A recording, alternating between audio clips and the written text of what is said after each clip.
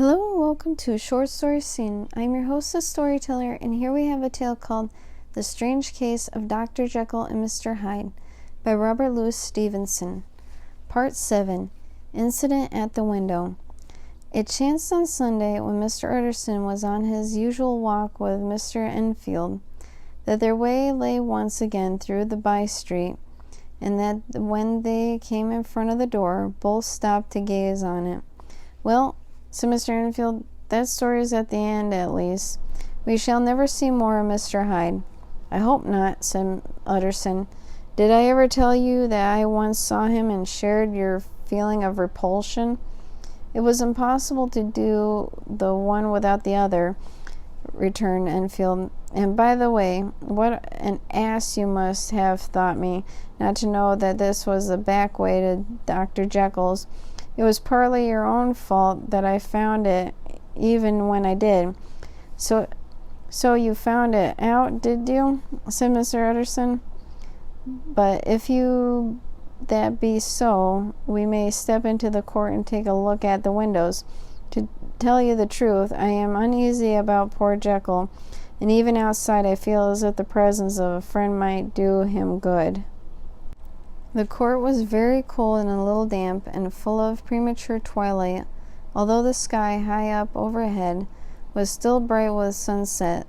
The middle one of the three windows was halfway open, and sitting close beside it, taking the air with the infinite sadness of men, was some disconsolate prisoner. Utterson saw Dr. Jekyll. "What, Jekyll?" he cried. "I trust you are better?" "I am very low, Utterson," replied the doctor dreadily. "Very low. I will not last long, thank God." "You stay too much indoors," said the lawyer. You should be out, whipping up the circulation like Mr. Enfield and me. This is my cousin, Mr. Enfield, Dr. Jekyll. Come on, get your hat and take a quick turn with us." "You are very good," sighed the other. "I should like that very much, but no, it is quite impossible. I dare not.